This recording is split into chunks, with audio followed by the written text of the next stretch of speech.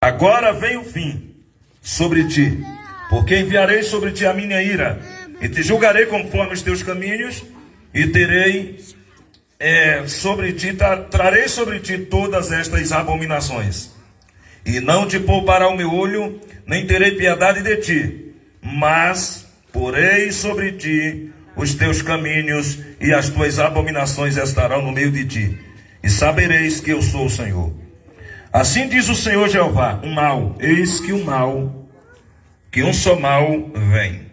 Vem o fim vem, despertou-se contra ti, e eis que vem. Vem a tua sentença, ó habitante da terra. Vem o tempo, chegado é o dia da turbação, e não de alegria sobre os montes. Meus amados irmãos e distintos amigos, a palavra Bíblia, ela tem várias significações ou várias acepções. A palavra fim pode estar se referindo, como no caso aqui, a primeira acepção, diz respeito especificamente à terra de Israel, alusiva ao seu exílio, à sua escravidão, à perca da sua soberania como país-estado, que ela perde a partir do ano 70 depois de Cristo, e é restaurado somente no ano 1914, quando na ONU, a partir do voto de um brasileiro chamado Oswaldo Aranha, que presidia aquela sessão, deu seu voto favorável a Israel para que voltasse a ser Estado soberano. Então, no dia 14 de maio de 1914, Israel volta a ser Estado soberano. Mas só em 1967 é que reconquistam parte da cidade de Jerusalém. Até hoje não puderam conquistar toda a sua cidade. Então o fim aqui se aplica tanto a Israel como a todas as nações, considerando que a Bíblia Sagrada, ela divide a raça humana em três grupos étnicos, em três grupos: igreja, Israel e gentios. Igrejas são todos aqueles que foram regenerados, nasceram de novo, se arrependeram, foram justificados e são crentes piedosos em Jesus e em sua palavra. Israel são todos aqueles que descendem de Abraão, chamados filhos por eleição, enquanto a igreja é chamada de filhos através do novo nascimento, por adoção. E os gentios referem-se àqueles que não fazem parte de Israel, nem fazem parte da igreja.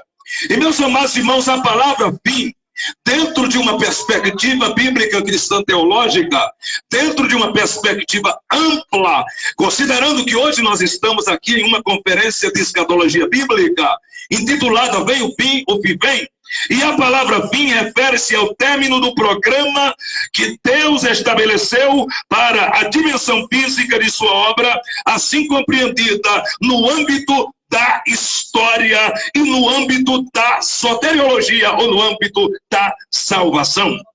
A palavra fim, meus queridos, também ela refere-se à maneira popular, é uma maneira popular de se referir à chamada plenitude dos tempos, quando através de Cristo é inaugurado uma nova dispensação chamada de últimos dias, chamada de fim, chamada de tempo do fim.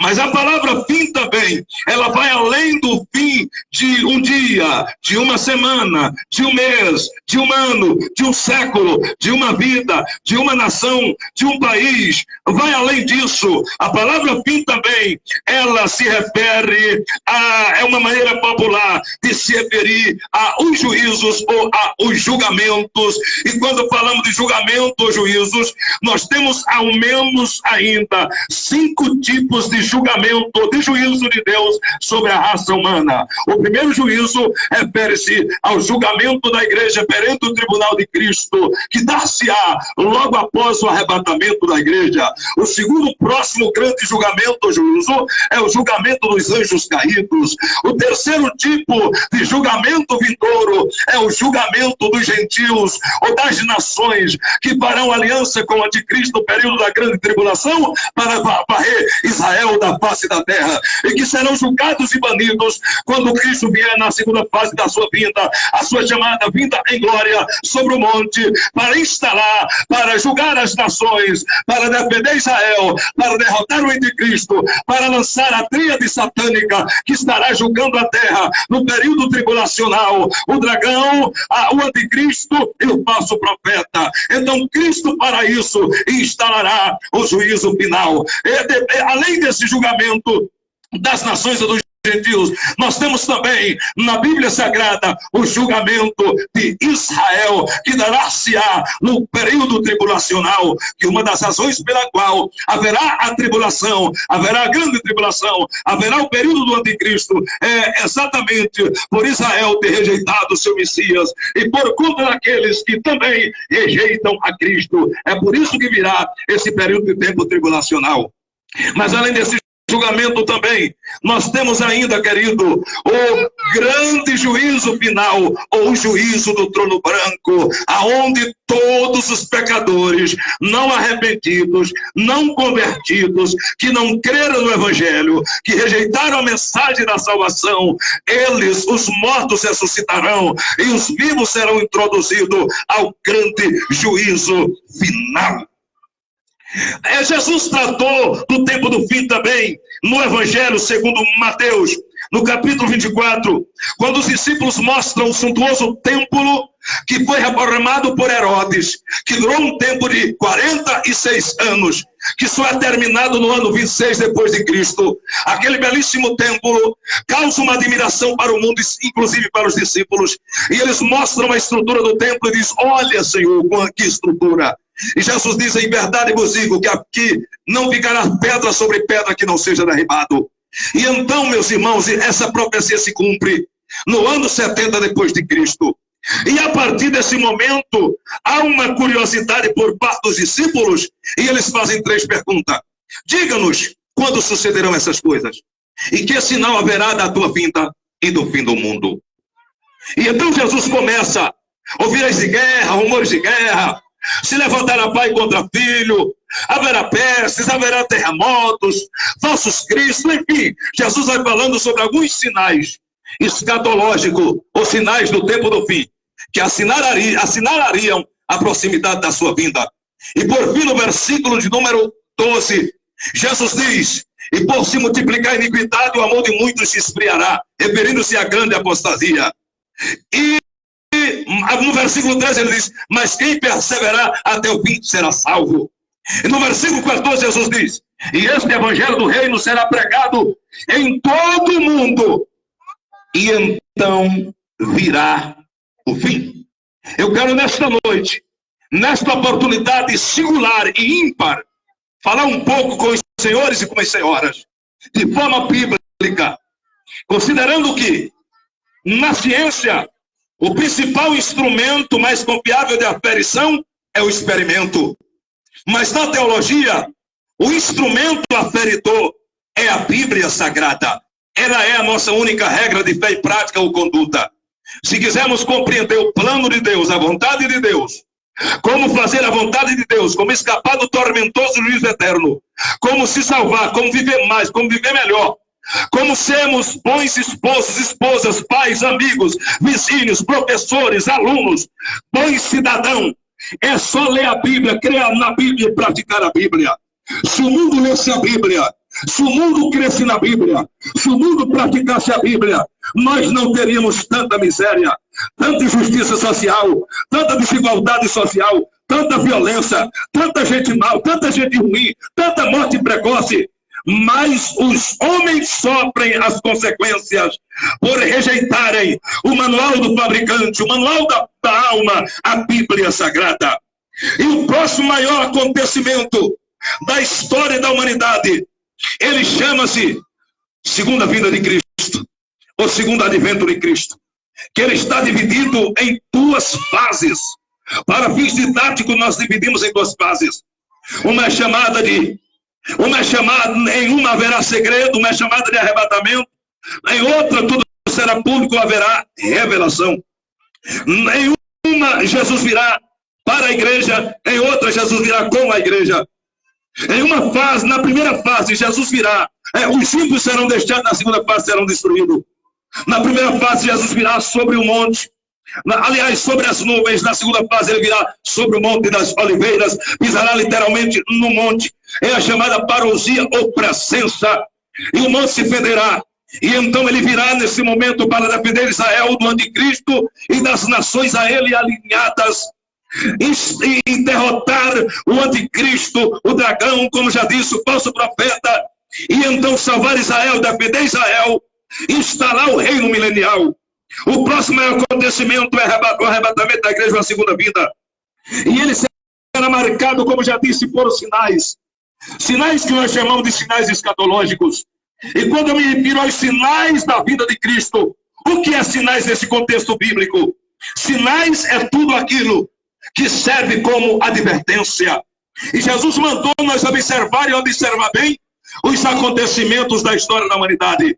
Ele disse: olhai para a figueira, se referindo a Israel, que para alguns escatólogos Israel seria hoje o relógio de Deus na terra, marcando o tempo. Mas Jesus disse também: olhai para as outras árvores, se referindo às nações gentílicas.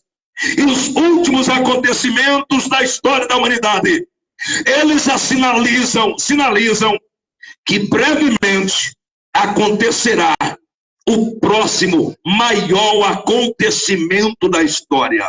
O primeiro maior acontecimento da história, tem gente que pensa que o grande acontecimento, como dizia Billy Graham, foi o homem pisar na lua. Não, o maior acontecimento da história foi Deus pisar na terra.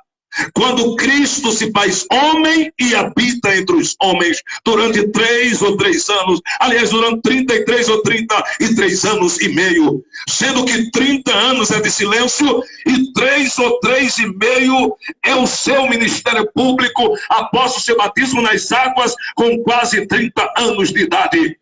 E o próximo maior acontecimento da história é a segunda vinda de Cristo Jesus para arrebatar a sua igreja da face da terra.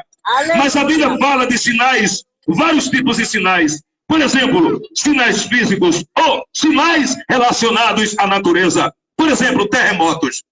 Ah, pregador, mas sempre existiu terremotos na história da humanidade. Sim, mas escuta esses dados históricos. A história é uma das grandes pedagogas de Deus.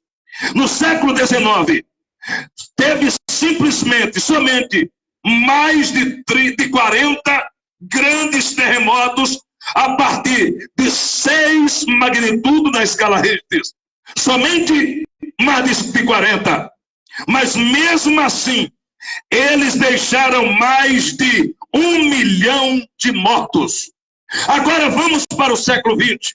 Quando a gente chega no século XX, nós temos mais de 100 grandes terremotos, todo com mais de 6 magnitude. Esses deixaram mais de 2 milhões de seres humanos mortos. Mas quando avançamos para o século XXI, não são mais de 40, não são mais de 100, são mais de 150 grandes terremotos, meus amados irmãos. Para se ter uma ideia, somente nesses últimos 11 anos, nós tivemos, por morte de terremotos, mais de 1,5 milhão de seres humanos. Ou seja, está se intensificando, acelerando os sinais que marcariam a vinda de nosso Senhor e Salvador Jesus Cristo. E quem sabe, esta noite o Senhor nos reuniu aqui, porque se Ele não nos der fé, nos der graça, não nos der amor pelas almas, a gente não faz isso.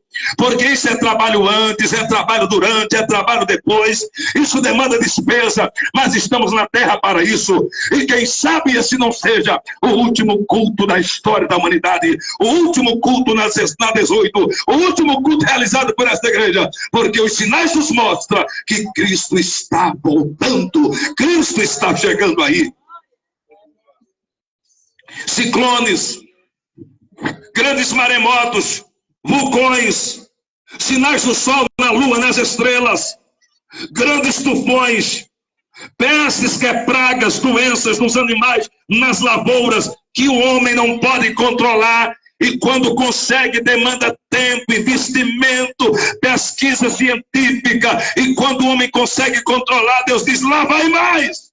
Porque as pestes, ou as pestilências, ou as pragas, ou as doenças nos homens, nos animais e nas lavouras, é uma das grandes consequências do pecado, que é a pior tragédia da humanidade, é o pecado. Se o homem conseguisse entender o mal que o pecado causou, está causando e vai causar à humanidade, hoje mesmo, todos se curvariam diante da cruz de Cristo, arrependidos dos seus pecados, buscando a salvação, a justificação, a redenção, a expiação e o perdão dos seus pecados. Considerando que o homem comete cerca de 370 tipos de pecados, em pensamentos, em palavras e em atos. E outra, o homem peca por comissão e por omissão. Quando o homem fere um princípio espiritual, moral, ético, ou fere um princípio da lei vigente, ele peca. Mas quando o homem deixa de fazer o bem, ele peca também. Ou seja, por comissão, quando o homem comete pecado. Por omissão, quando o homem não comete nenhum pecado, mas ele omite deveres. Ele omite deveres. Tiago 4,17, aquele que sabe fazer o bem não faz, comete pecado. Nós temos aí também sinais religiosos, falsos cristos. Jesus falou isso, profetizou isso em Mateus 24, versos 4 e 5. Falsos profetas, em Mateus capítulo 24, versículo 11, Jesus profetizou isso. E isso tem se proliferado, haja visto nas redes sociais. É um tal de adivinhadores, enganando, manipulando, em nome da fé, em nome de Deus, em nome do Evangelho, extorquindo. E o triste é que muita gente vão após ele. E Jesus disse em Mateus capítulo 7, acautelai-vos dos falsos profetas, porque eles virão até vós vestidos como ovelhas, mas interiormente são lobos devoradores. Pelos seus frutos os conhecereis. Ou seja, um homem de Deus, uma mulher de Deus, ele é medido, ele é testado e ele é aprovado, não é pelos dons, é pelo fruto, é pelo caráter, é pela conduta, é pela ética, é pela vida moral na sociedade. E esta vida moral, diz Paulo ao jovem pastor Timóteo, que ela é medida, ela é testada em 3 instâncias e em 3 lugares: no contexto familiar, no contexto da igreja e no contexto da sociedade. Ou seja, como ele é como filho, ou como pai, ou como mãe, ou como esposo, ou como esposa, como ele é como crente, como ele é como cidadão, na escola, no trabalho, como patrão ou como empregador. É aí que se avalia quem é homem de Deus e quem é mulher de Deus. É a sua conduta pública e a sua conduta quando as autoridades estão vendo ou não, quando o cônjuge está vendo ou não, quando as autoridades, quando o líder está vendo ou não. É aí, diz a Bíblia Sagrada. Jesus falou também sobre o surgimento de falsos doutores, mestres ou professores. Está lá na Bíblia, em Atos, capítulo 20, versículo 28. 2 Pedro, capítulo 2, versículo 1. Falou também sobre sinais ainda relacionados à área religiosa, apostasia, que é o desvio consciente da fé. E apostasia, existe a apostasia moral, que é quando se fere princípios, e existe a apostasia teológica, que é quando se nega uma doutrina. E tem se cumprido de uma forma avassaladora. Está profetizado sobre a apostasia em Mateus capítulo 24, versículos 12, em 1 Timóteo capítulo 4, versículos 1 e versículos sequentes, você pode ler depois. Perseguição também é um sinal religioso. E hoje, meus irmãos, a perseguição religiosa é uma realidade. Hoje nós temos 50 países do mundo, nos chamados países da janela 1040 da linha do Equador, que ficam em uma região do mundo onde não há liberdade religiosa, mas perseguição religiosa moderada e às vezes extrema. Existem hoje, para terem a ideia, mais de 365 milhões de cristãos no mundo que não têm liberdade religiosa ou são perseguidos pela sua fé. A cada 7 crentes no mundo hoje, um sofre algum tipo de perseguição. Isso significa dizer que a qualquer momento não será mais encontrado na terra aqueles que Tito 2,14 chama de povo zeloso, especial e de boas obras, porque eles serão tirados da terra. Jesus falou também de heresias, 2 Timóteo capítulo 3, versículo 1, 2 Pedro capítulo 2, versículo 1, heresias que é ensinos em nome de Deus, mas que é contrário ao caráter de Deus. Heresia é tudo aquilo que é ensinado em nome de Deus, em nome da fé, que Jesus nunca ensinou e que os apóstolos nunca ensinaram. Tudo aquilo que contradiz o ensino original ensinado minuciosamente por Cristo e pelos seus santos apóstolos é heresia. É quando o homem diz o que a Bíblia não diz em nome de Deus. É quando o homem acrescenta ou subtrai alguma coisa da Bíblia. Isso é heresia. Mas a Bíblia fala também de sinais científicos ou na esfera da ciência. Mais de 500 anos antes de Cristo, Daniel, no capítulo 12, versículo 4, ele diz: e os homens correrão de uma parte para outra, e a ciência se multiplicará. Olha só, quando Daniel profetiza, não existia nem bicicleta. Quanto mais carros, aviões, iPhone, smartphone e tantas outras coisas, transplante de órgãos, enfim. A ciência tem avançado de uma forma espantosa. Isso significa que a qualquer momento esse povo sumirá da terra. Jesus falou em Mateus 24, verso 6, sobre sinais políticos, guerras e rumores de guerra. As guerras não param. Existem uma pausa, mas as guerras não param, os rumores de guerra não param. Nós temos, acredito que mais de dois anos da guerra da Ucrânia e da Rússia. Agora Israel e Hamas, que é um dos muitos grupos terroristas que tem ali na área do Oriente, além de tantos outros, como Hezbollah e tantos outros, cuja ideia é varrer da história Israel, a igreja e todas as outras religiões e implantar o Shara, que é a lei islâmica. E a gente lamenta, ainda autoridades defendem esse grupo terrorista e é contra Israel. E o que temos hoje é, se Israel baixar as armas, será varrido da história. Mas se o Hamas baixasse, a guerra acabava. O problema é que eles não baixam a guerra, as armas. Para se ter uma ideia, segundo um dos filhos do fundador do Hamas, que hoje é cristão, ele diz que o que prega o Hamas desde os seus filhinhos que nasce é odiar Israel, odiar os cristãos e matar pela causa. Para se ter uma ideia, o grupo terrorista Hamas prega que eles não podem amar nem eles mesmos. São treinados para odiar. E a Bíblia diz que Deus fez o homem reto, mas o homem se meteu em muitas invenções. Sinais sociais, fomes, traições, conforme Jesus profetizou em Mateus 24, versos 12 e 10. E o que é que os homens estão esperando para se endireitarem em relação a Deus, para se consertarem com Deus, para se aproximar de Deus?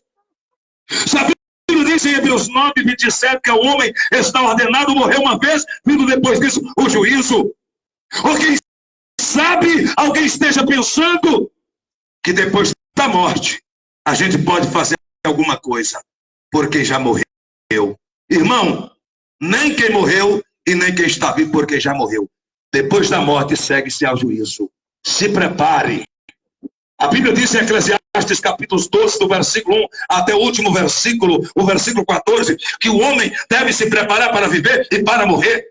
E começa assim: lembra-te do teu Criador nos dias da tua mocidade, antes que venham os maus anos e cheguem os anos dos quais venha a dizer, não tendo nele contentamento. No verso 7 diz: antes que o pó volte à terra como era, e o Espírito volte a Deus que o deu. No verso 13 e 14, de tudo que se tem ouvido, o fim ou a suma é: tema a Deus e ande e obedeça os seus mandamentos, ou ande nos seus caminhos, porque este é o dever de todo homem. Porque Deus há de trazer a juízo toda obra, até aquelas que estão escondidas, que sejam boas, que sejam maus. Porque o problema da humanidade é pensar que, como é possível esconder uns dos outros, é possível esconder de Deus. Mas a Bíblia diz, em Hebreus capítulo 4, versículos 13, todas as coisas estão nuas e patentes aos olhos daquele com quem temos que tratar. Vem o fim, o que vem. Aleluia. E por se falar em fome, a fome hoje ela mata por dia. Ou melhor dizendo, por ano, mais de 6 milhões de seres humanos.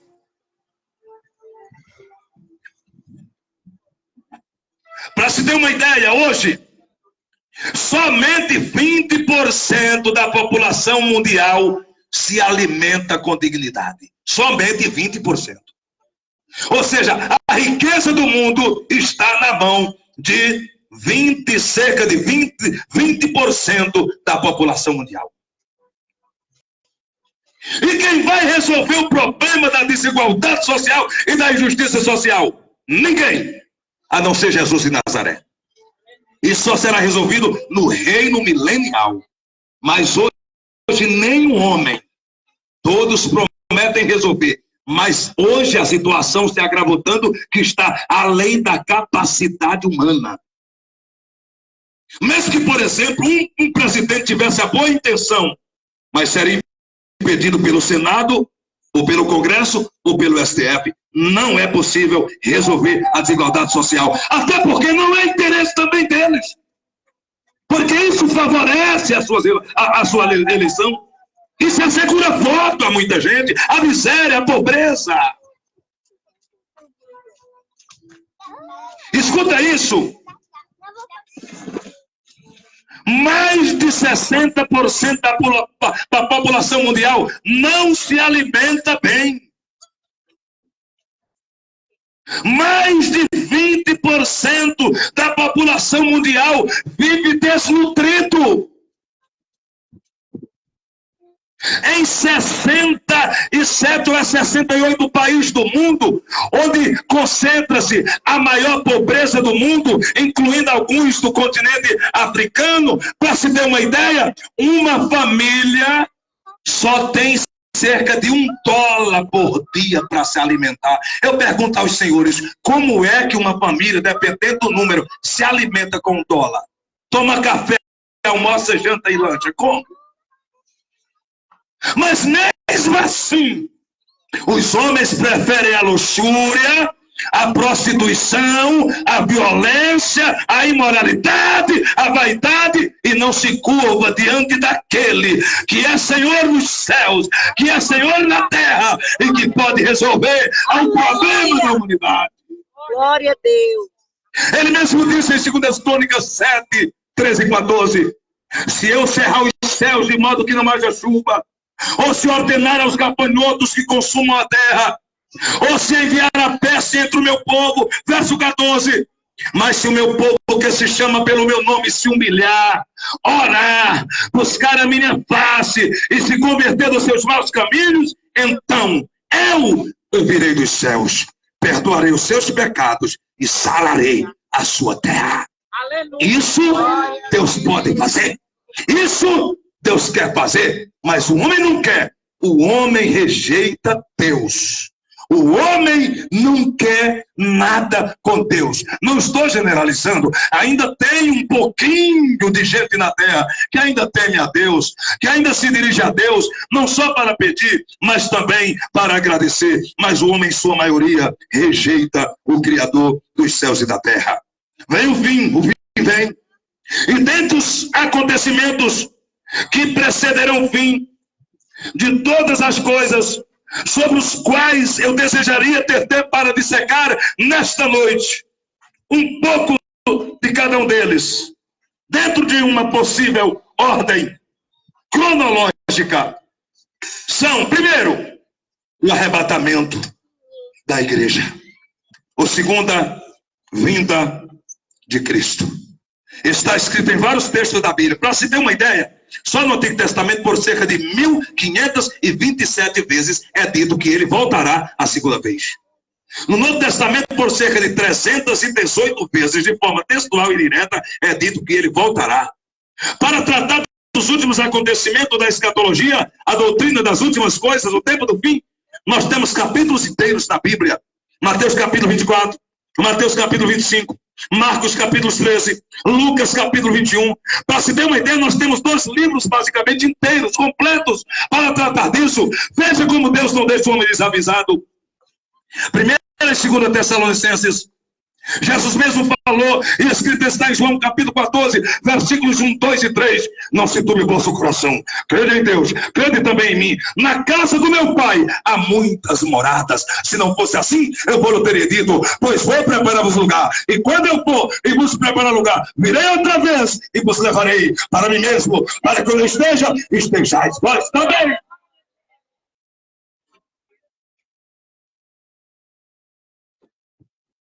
Ele nasce humildemente, morre justamente, ressuscita poderosamente, sobe triunfalmente, e breve voltará gloriosamente. Aleluia. Mas antes dele subir, queridos, na última aparição dele aos discípulos, antes da sua ascensão e glorificação, ele os levou fora da cidade de Jerusalém a caminho de um sábado, abençoou-os e foi sendo elevado às alturas. E diz Atos capítulo 1, versículos 11 e 12, que enquanto ele sobe e ocultado por uma nuvem da visão dos seus discípulos, os seus discípulos mantêm os olhos fitos da nuvem, e da nuvem surgem 2 seres angelicais, 2 seres vestidos de branco, e diz para eles: varões galileus, por que vocês estão olhando para cima? Esse Jesus que dentre vós foi assunto aos céus, da maneira que o viste ir, um dia ele voltará. A Bíblia diz, em 1 Coríntios, capítulo 11, versículo 51 e 52, eis aqui vos digo um mistério. Na verdade, nem todos morreremos, mas todos seremos transformados. Num momento, num abrir e piscar de olhos, ante a última trombeta. Por quê? A trombeta soará, os mortos ressuscitarão incorruptíveis e nós seremos transformados. Aleluia. Paulo escrevendo aos Tessalonicenses, 1 Tessalonicenses, capítulo 4, versículos 13 ao 18, ele diz assim: acerca da vinda de Cristo, não quero que sejais ignorantes, para que não percam a esperança, ou para que não vos entristeçais como os demais que não têm esperança. Porque se vocês acreditam que Jesus morreu e ressuscitou, assim também os que em Jesus dormem, Deus os tornará a trazer de novo com ele. Porque o mesmo, eis que dizemos isto pela palavra do Senhor, que nós, os que ficamos vivos para a vinda do Senhor, não precederemos os que dormem, porque o mesmo Senhor descerá do céu com o alarido, com a voz do arcanjo, com a trombeta de Deus, e os que morreram em Cristo ressuscitarão primeiro, depois nós seremos transformados e subiremos ao encontro de Jesus nos ares, e assim estaremos para sempre com o Senhor. Consolai-vos, pois, uns aos outros com estas palavras. Glória a Deus. E o que vai acontecer após o arrebatamento?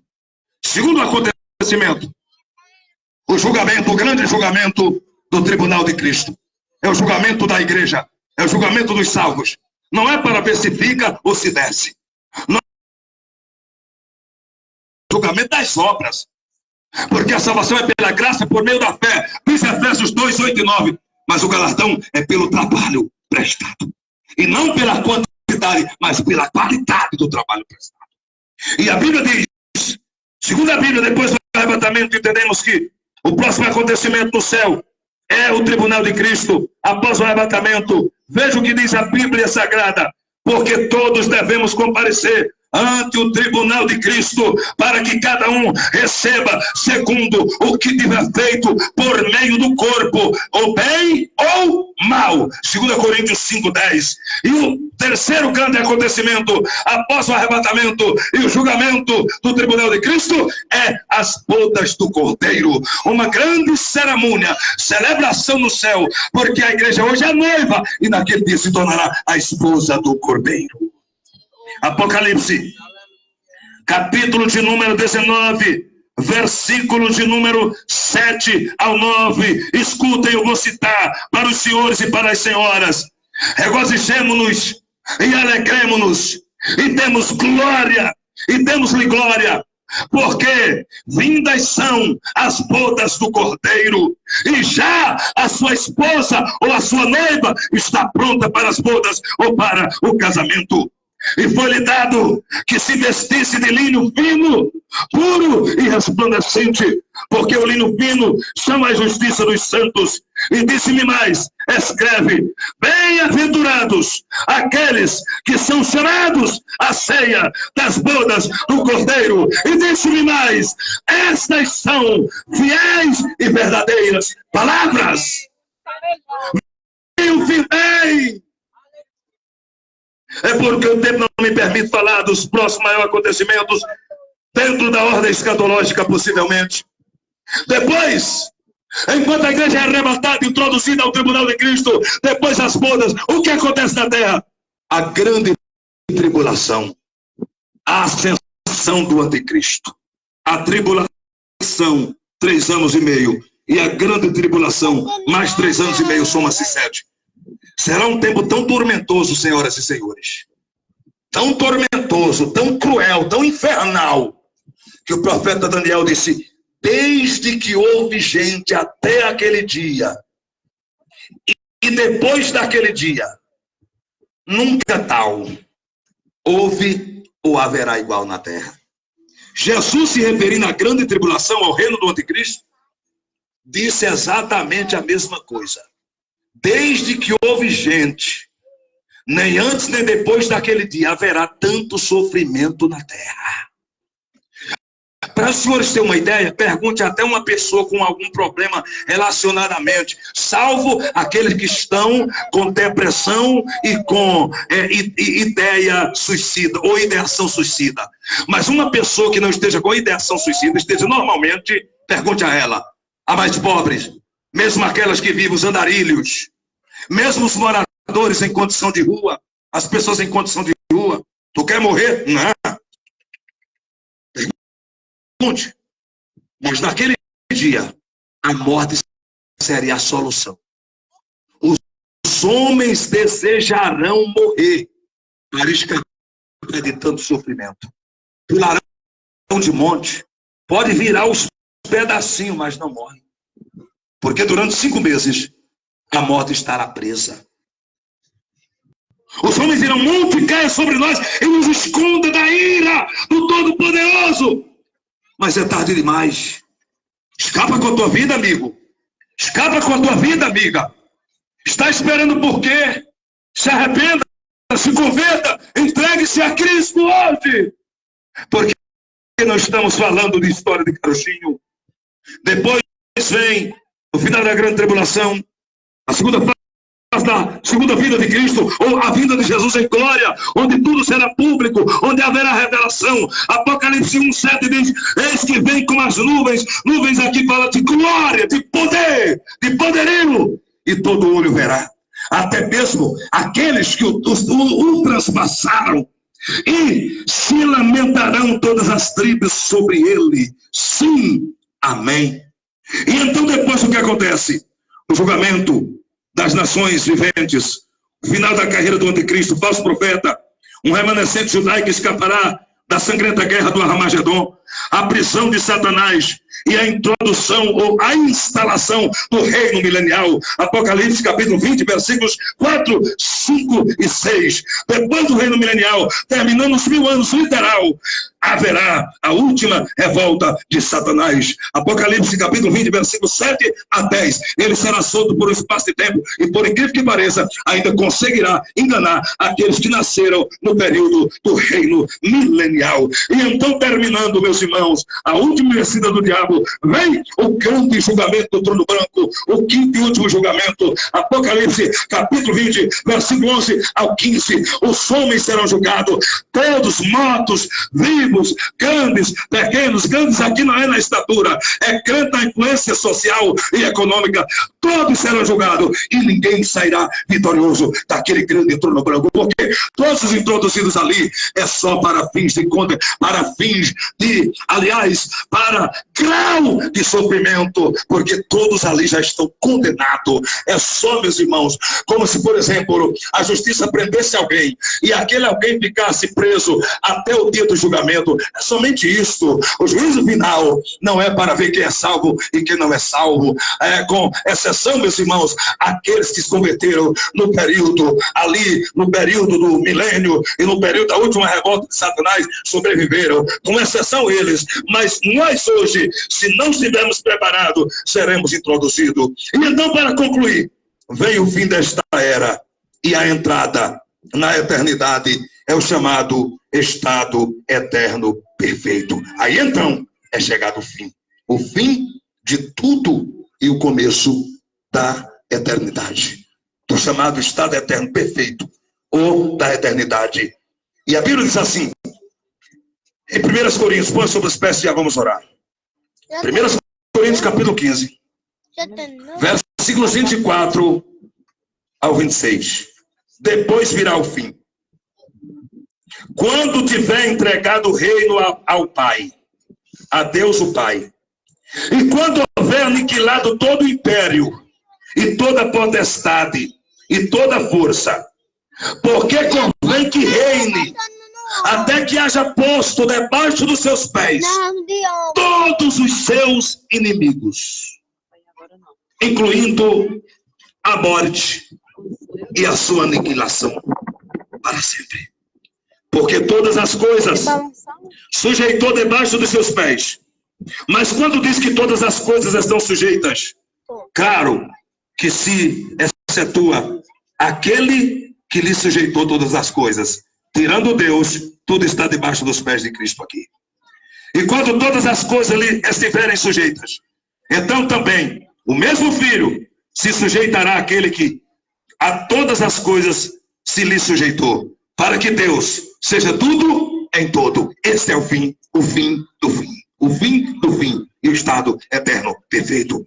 1 Coríntios, capítulo 15, versículo 24 a 28. Eu quero orar agora encerrando. Quero orar agora encerrando pela sua vida, pela sua casa, pela sua família. Esse Cristo, que não está mais no túmulo porque cresceu, que não está mais na cruz porque morreu, que não está mais no túmulo porque ressuscitou, mas que está no trono porque reina. Ele morreu, ele nasceu humildemente, morreu injustamente, ressuscitou poderosamente, subiu triunfalmente e voltará gloriosamente. Vem o fim vem. Vem o fim vem. Antes de orar, eu quero saber se tem um homem corajoso, uma mulher corajosa, que deseja entregar a sua vida a Jesus nesta noite, aceitando como Senhor e Salvador da sua alma, escapando assim do eterno tormento. Porque só há dois caminhos na eternidade, um chama-se céu, outro chama-se inferno. E eu é quem escolho para onde quero ir depois da morte, aonde quero viver eternamente. Não é ninguém que escolhe por mim. Romanos 10, 9 e 10, a saber, se com a tua boca confessares a Jesus, e em que creres que Deus o ressuscitou dentre os mortos, será salvo. Visto que com o coração se crê para a justiça, e com a boca se faz confissão para a salvação. Quem deseja aceitar Jesus como Senhor e Salvador? Quem deseja voltar para Cristo? Venha a Ele antes que Ele volte para você. É até possível viver sem Cristo, mais terrível é morrer sem Ele. Vem o fim vem! Escapa com a tua vida. Aceita Jesus como Senhor e Salvador. Se entrega a Cristo nesta noite e passe a servi-lo com fidelidade. Não tem ninguém, não é por força nem por violência. Curva a sua cabeça. Eu quero orar por você, pela sua casa, pela sua família. Feche seus olhos se puder e vamos orar. Deixa eu aqui lubrificar a garganta.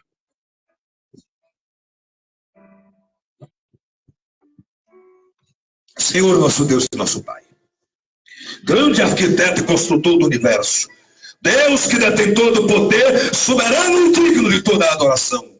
Senhor, mais uma vez a tua palavra foi pregada, através dos cânticos, através dos hinos. A tua palavra foi lida, a tua palavra foi explicada e aplicada, Senhor. Agora te pedimos nesta noite por cada amigo, por cada amiga, por cada pessoa, por cada irmão, por cada família aqui representada.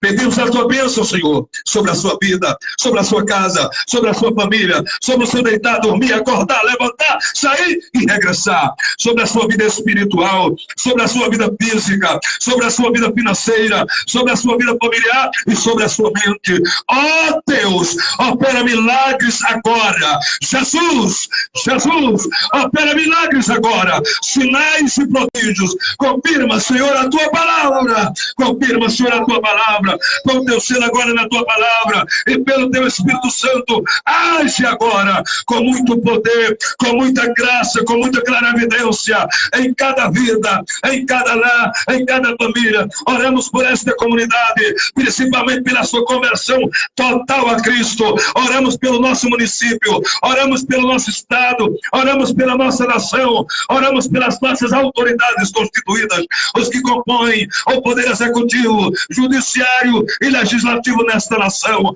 Oramos por essa escola, Senhor. Oramos pela equipe diretora, pela equipe coordenadora, pelos docentes. Ó Deus, o Senhor sabe o quanto é espinhoso a missão de educar. Por cada aluno que entrará por esses portões, no ensino letivo, por cada professor, ó Deus, ordena a tua bênção agora, sobre cada vida, sobre cada pessoa. Espírito Santo de Deus, seja derramado agora, se mova agora, age agora, em cada vida, em cada lar, em cada família e em cada pessoa. Senhor, essa é a nossa oração a ti, em o nome de nosso Senhor e Salvador Jesus Cristo, pois teu é o reino, o poder e a glória para sempre. Amém. Amém. Que a graça de nosso Senhor e Salvador Jesus Cristo, o grande amor de Deus nosso Pai, a comunhão do Espírito Santo, seja com todos, hoje, sempre e eternamente. E todos dizem amém. Deus abençoe. Se der para soltar aí um animado aí, mineiro, cantores, enquanto a gente vai organizando, saudando aqui. Meu amigo, minha amiga, muito obrigado pela sua atenção. Meu grande abraço aos meus ilustres amigos aqui da Agrovila 18, minhas amigas, meus amigos que pararam para ouvir o Evangelho. Continue refletindo. Faça-nos uma visita ali na Assembleia de Deus da Agrovila 17. Domingo das 9 às 11 horas temos escola bíblica dominical para crianças, jovens e adultos. À noite, nos domingos, grande culto público. Dia de terça-feira, oração e doutrina. E na quinta-feira também temos culto ali. Faça-nos uma visita e nós seremos muito gratos. Deus abençoe. Obrigado aos irmãos, aos obreiros, às obreiras, à banda e a todos. E vamos de música!